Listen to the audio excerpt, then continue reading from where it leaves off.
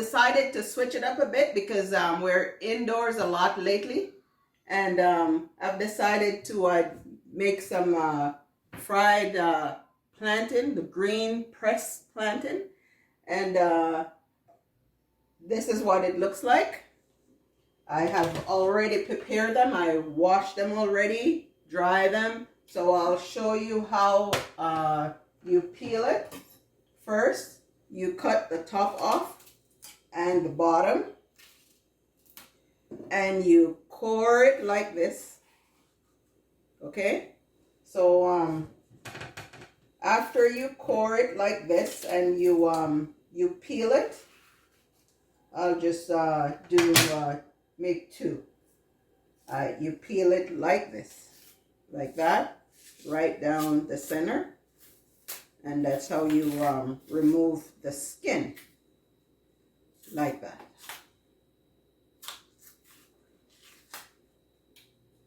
Yeah, sometimes it's a little hard to get off, but this one isn't too bad. So yeah, this is how you do it. So it's like this, okay?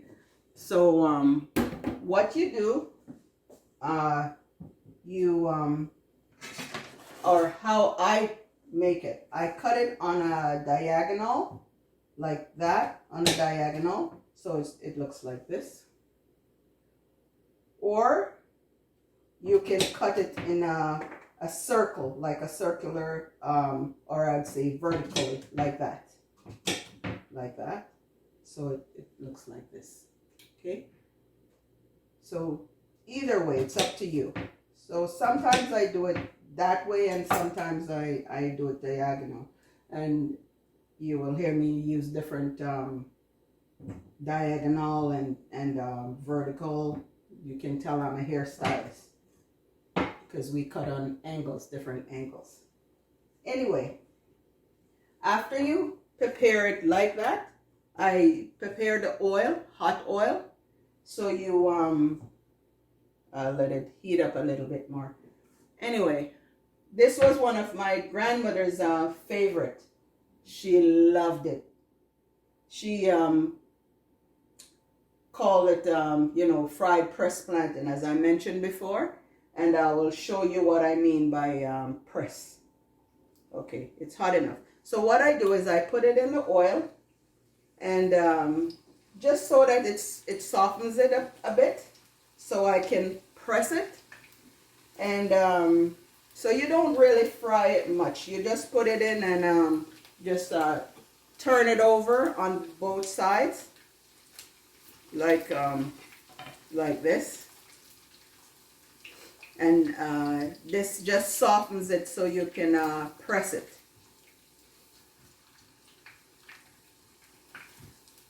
It took me a long time to, my grandmother passed away and several years ago, about 17 years ago. And it took me a long time to be able to make this again because this was her favorite, you know. And whenever I make it, I always remember her. So it took me a while before I was able to make it again. And but it's pretty good. And the thing is, you know, because we're indoor so much lately, it's something different, you know. And you can try this and just to have something different. Okay, this is enough. Like it's fried enough, just like I said, just to soften it a bit. And I'm going to show you the pressing stuff.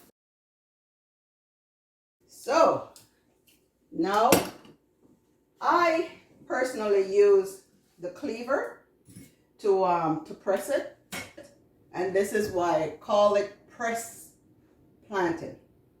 So you have to be careful so you know it's sharp. So I turn the sharp edge away from me and I press it like this. I press it out so it looks like that. You know, you press it like that. And what I do is I sprinkle with salt on both sides and I put it in the pan. But I'll just press a few and then I'll place it in the pan.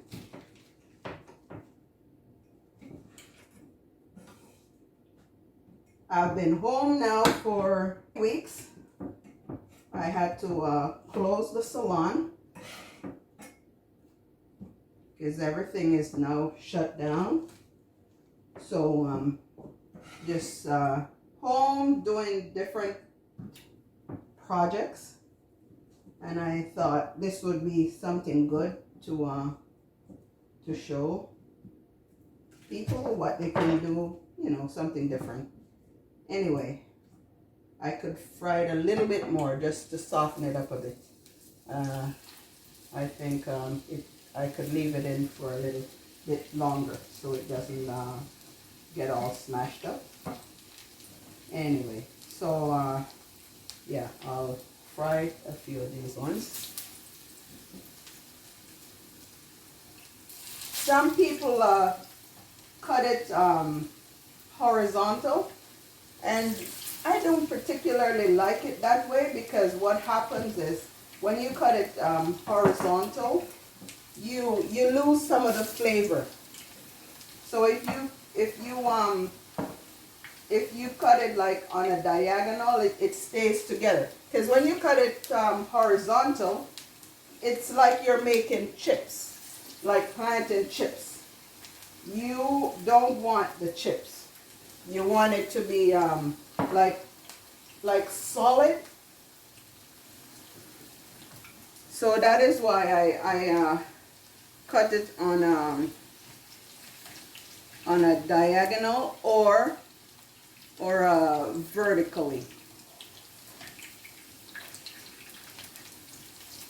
Yeah, so before I close the salon, I wanted to pick up a couple extra bottles of my foundation that I use. And the very day I decided was to go pick it up, all the stores closed. So I was just like wondering, what am I going to do? Because as I mentioned before in my other videos, so I said, you know what, let me just try and see if I can find something that I can use at home. And because like I said, I do wear the makeup all the time. So I tried this, I went to the drugstore and I tried this other makeup. Oh my gosh, what a difference. My eyes start burning because right around my eyes, it's very sensitive. And I felt like I was wearing something heavy on my face. It felt awful. What I wear, my regular foundation, it feels so much like my own skin. I don't even feel like I'm wearing makeup. But, you know, I've tried so many different types of makeup. And I tell you, I always go back to my regular makeup because it works so well for me. So anyway, I tried, my daughter checked around for me, and she found out that I could order it online. So that's what I'll do. I'm not sure how long the stores will be closed. So what I'll do is I'll order a few bottles online just so I have it, you know. Yeah. So this is plantain, the green plantain. You can also have it with by itself. You don't really have to have it with. You can just have it like a snack on it, or you could have it with. It's really good with salted codfish, or saltfish. You can have it with that as well. And how you make the saltfish is Some people soak it overnight, like in water.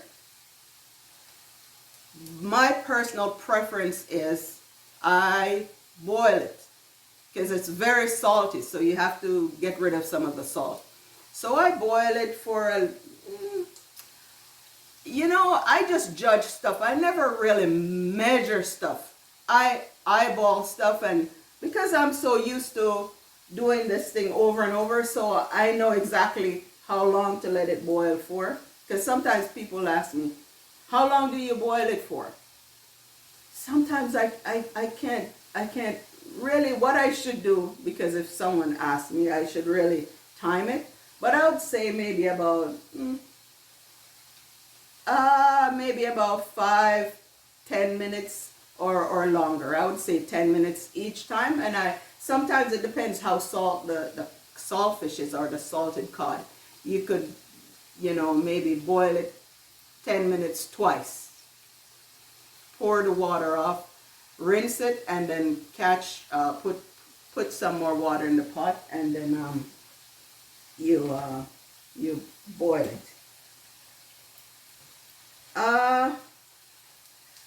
Most times I just eyeball stuff. I don't really measure.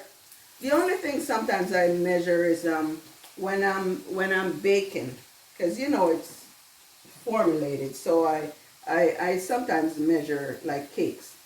When I'm making my rum cakes, which I make Christmas time, I don't say fruit cake, because when you say fruit cake, people think of that awful cake that you buy in the store, in the grocery store. No, I don't bake that kind of fruit cake. My fruit cake, I puree the fruits, so you don't have all that fruity in the cake. And I also, okay, this is what it looks like when it's fried. I will show you after. So how you make the salted cod is you saute onions. You saute onions and tomatoes, or tomato, whoever. Some people say tomato. Tomatoes, and you add the codfish after you saute. I would saute in a little margarine or butter. You saute the onion and the tomato. You can chop up a bit of garlic as well, and you just throw it in. And after, you break the saltfish up in small pieces, and then you add, stove too high, and then you add add it to the sauteed onion and the tomato. Yeah, we don't need the stove too high because you don't want it to burn.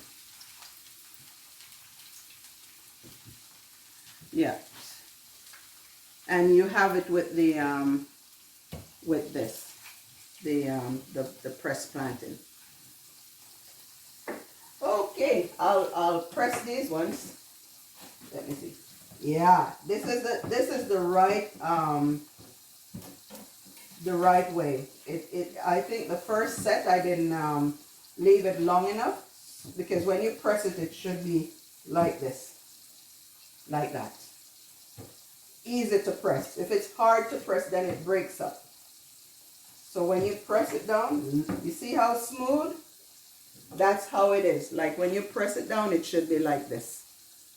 If it's crunchy, it's too hard. So the first set was a little too hard to press. So this is the right way. See how it is? And then I put salt front and back, and I put it to fry, front and back, and this is how it looks. This is the diagonal one, like that.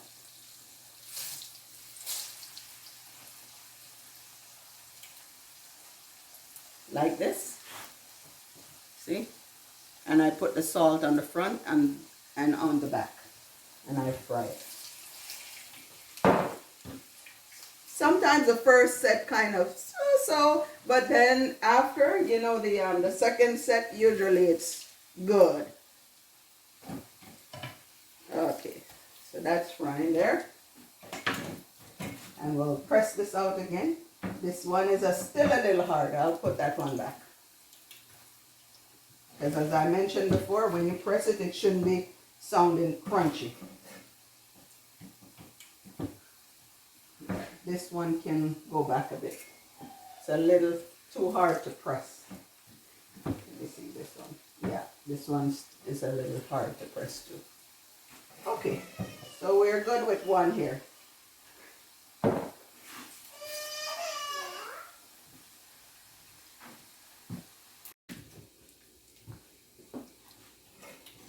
Yes, so I have about 3 left. This is what I do. I put it on this paper towel just so that it absorbs some of the oil. And I flipped it over.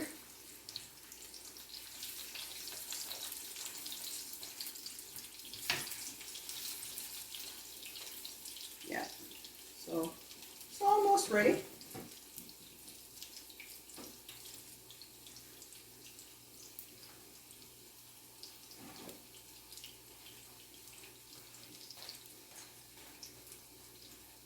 Okay.